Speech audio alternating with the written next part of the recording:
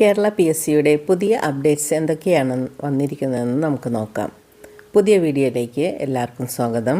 ഞാനിന്ന് വന്നിരിക്കുന്നത് PSCയുടെ എക്സാം പാറ്റേണിൽ വന്നിരിക്കുന്ന ചേഞ്ചുകൾ എന്തൊക്കെയാണെന്ന് പറയാൻ വേണ്ടിയാണ്. ഒന്നാമത്തെ ചേഞ്ച്, റാങ്ക് ലിസ്റ്റ് കാലാവധി തീരുന്നതിന് മുമ്പുള്ള അറിയിപ്പ്. അതായത് ഇപ്പോൾ എക്സാമ്പിളായിട്ട് പറയുകയാണെങ്കിൽ അസിസ്റ്റൻ്റ് ഇലക്ട്രിക്കൽ ഇൻസ്പെക്ടർ 2021 വന്ന റാങ്ക് ലിസ്റ്റ് തീരുന്നതിന് മുമ്പേ അതിൻ്റെ നോട്ടിഫിക്കേഷൻ വന്നു. അതുകൂടാതെ എക്സാം ഡേറ്റും വന്നു കഴിഞ്ഞു. ഇങ്ങനെയാണ് ഇനിയുള്ള വർഷങ്ങളിലെല്ലാം PSC ചെയ്യാൻ പോകുന്നത്. മുൻപായിരുന്നെങ്കിൽ നോട്ടിഫിക്കേഷൻ വന്ന് കുറച്ച് അധികം മാസങ്ങൾക്ക് ശേഷം ആയിരിക്കും ടൈം ടേബിൾ വരുന്നത്. ആ ടൈം ടേബിൾ വന്നു കഴിഞ്ഞാലും വീണ്ടും 3-4 മാസം കഴിഞ്ഞിട്ടായിരിക്കും പരീക്ഷ നടക്കുന്നത്. ഇപ്പോൾ അതല്ല. ഉദാഹരണത്തിന് അസിസ്റ്റൻ്റ് ഇലക്ട്രിക്കൽ ഇൻസ്പെക്ടറുടെ കാര്യം തന്നെ നമുക്ക് നോക്കാം. നോട്ടിഫിക്കേഷൻ വന്ന് 2-3 മാസം കഴിഞ്ഞപ്പോൾ എക്സാം ഡേറ്റും വന്നു. ഇനി രണ്ടാമത്തെ ചേഞ്ച് എന്താണെന്ന് വെച്ചാൽ, മുൻപാണെങ്കിൽ പ്രീവിയസ് ക്വസ്റ്റ്യൻ പേപ്പർ പഠിച്ചാൽ തന്നെ നമുക്ക് റാങ്ക് ലിസ്റ്റിൻ്റെ ഉള്ളിൽ കയറി പറ്റാമായിരുന്നു. ഇപ്പോഴതല്ല. അത് പഠിച്ചിട്ട് കാര്യമില്ല എന്നല്ല, അത് മാത്രം പഠിച്ചിട്ട് കാര്യമില്ല.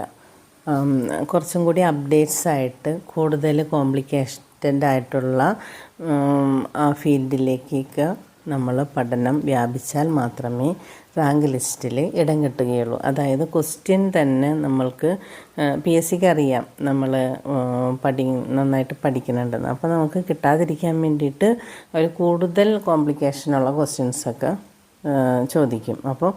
അപ്പോൾ നമ്മൾ അത്രയും ഇലാബറേറ്റായിട്ട് പഠിച്ചാൽ മാത്രമേ നമുക്ക് റാങ്ക് ലിസ്റ്റിൽ ഇടം കിട്ടുകയുള്ളൂ. 2025 നടന്ന പ്രീവിയസ് ക്വസ്റ്റ്യൻ പേപ്പറൊക്കെ എടുത്ത് നോക്കിയാൽ നമുക്കത് മനസ്സിലാകും. കാരണം ഒരു 2000 തുടങ്ങി 2003 വരെ 23 വരെയുള്ള ക്വസ്റ്റ്യൻ പേപ്പറിൻ്റെ മെത്തേഡുകളൊന്നുമില്ല ഇപ്പോഴുള്ളത്. അപ്പോൾ കുറച്ചും കൂടി കോംപ്ലിക്കേറ്റഡ് ആയിട്ടുള്ള. അപ്പോൾ നിങ്ങളോട് ഇത് പറയുന്നത് നിങ്ങളെ വിഷമിപ്പിക്കാനോ പേടിപ്പിക്കാനോ അല്ല. കാരണം നിങ്ങൾ അതനുസരിച്ചിട്ട് പഠനത്തിൽ വരുത്തേണ്ട വ്യത്യാസങ്ങൾ, മാറ്റങ്ങൾ കുറച്ച് ബോധവാന്മാരാക്കാൻ വേണ്ടിയിട്ടാണ്. അപ്പോൾ കൂടുതൽ നമ്മൾ സിമ്പിളായിട്ടുള്ള കാര്യങ്ങൾ മാത്രം പഠിക്കാതെ കൂടുതൽ കോംപ്ലിക്കേറ്റായിട്ടും കൂടുതൽ അതിൻ്റെ ഉള്ളിൽ ഒളിഞ്ഞിടക്കുന്ന ഓരോ കാര്യങ്ങളെക്കുറിച്ചൊക്കെ പഠിക്കാനായിട്ട് ശ്രമിക്കുക. ഇനി മൂന്നാമത്തെ കാര്യം എന്താണെന്ന് വെച്ചാൽ, അപേക്ഷകരുടെ എണ്ണം കുറഞ്ഞു. അതൊരു ഫാക്റ്റാണ്. കാരണം എന്ന് വെച്ചാൽ എക്സാമിൻ്റെ നോട്ടിഫിക്കേഷൻസ് അറിയാതെ പോകുന്നവർ ധാരാളമുണ്ട്. അതായത് കൂടുതൽ അപ്ഡേഷൻ ഇല്ലാതെ PSC സൈറ്റിൽ കയറി അപ്ഡേഷൻ ഇല്ലാതെ വരുന്നവർക്ക് പറ്റുന്ന ഓരോ മിസ്റ്റേക്കുകളാണ്. ഇന്ന നോട്ടിഫിക്കേഷൻ വന്നത് അറിയാതെ എക്സാമിൻ്റെ ഡേറ്റൊക്കെ അടുത്ത് വരുമ്പോഴായിരിക്കും ഈ നോട്ടിഫിക്കേഷൻ വന്നു പോയി എന്നൊക്കെ അറിയുന്നത്. അതുകൂടാതെ എക്സാം ടൈം ടേബിളിൻ്റെ കൂടെ തന്നെ കൺഫർമേഷൻ വരും.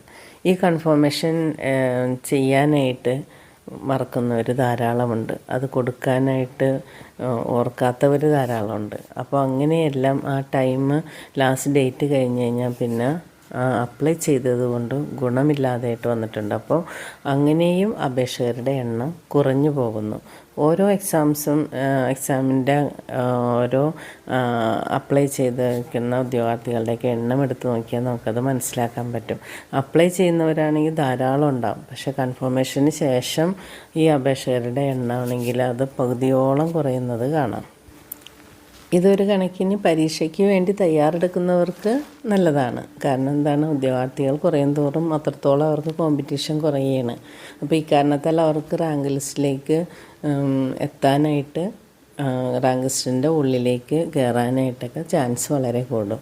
എന്നും പറഞ്ഞു നോട്ടിഫിക്കേഷൻസ് ശ്രദ്ധിക്കാതിരിക്കുകയോ കൺഫർമേഷൻ ശ്രദ്ധിക്കാതെ അത് കാണാതിരിക്കുകയോ ഒക്കെ ചെയ്യരുത്. കാരണം അവസരങ്ങൾ ഒരിക്കലും നമ്മളെ കാത്തു നിൽക്കില്ല. അവസരങ്ങൾ വരുമ്പോൾ തന്നെ നമ്മൾ അത് ഉപയോഗിക്കാനായിട്ട് ശ്രദ്ധിക്കുക.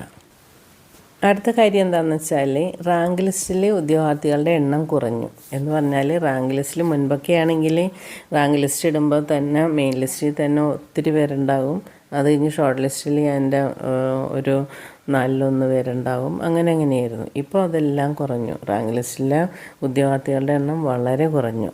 അതുകൊണ്ട് ജോലിക്ക് ആവശ്യമുള്ളവർ മാത്രമായിട്ട് റാങ്ക് ലിസ്റ്റിൽ മാറും. മുൻപൊക്കെ ആണെങ്കിൽ ജോലി വേണ്ടാത്തവരൊക്കെ ധാരാളം ഉണ്ടായിരുന്നു. അപ്പോൾ അങ്ങനെയുള്ളവരുടെ നിന്നൊക്കെ റീലിംഗ്വിഷ്മെൻറ്റ് ലെറ്റർ വാങ്ങിക്കാതെ വരുമ്പോൾ അത് NJD ആയിട്ട് മാറും.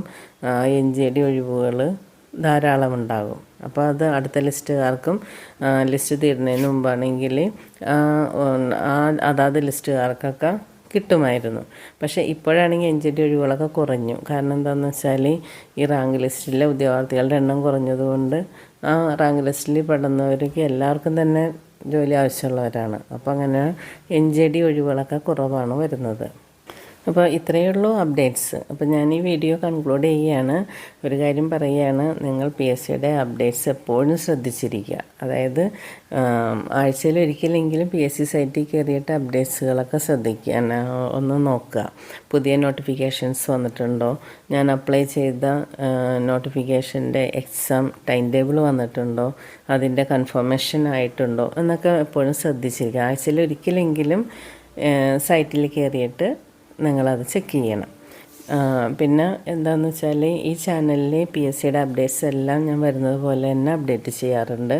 അപ്പോൾ നിങ്ങൾക്ക് ഇത് കാണുന്നവർ സബ്സ്ക്രൈബ് ചെയ്യാത്തവരാണെങ്കിൽ സബ്സ്ക്രൈബ് ചെയ്യാം. അപ്പോൾ ഞാൻ ഈ PSCയിൽ വരുന്ന അപ്ഡേറ്റ്സുകളെല്ലാം അപ്പോൾ അപ്ഡേറ്റ് ചെയ്യുന്നതാണ്. മറ്റൊരു വീഡിയോയുമായിട്ട് വേഗം തന്നെ വരാം. Thank you for watching.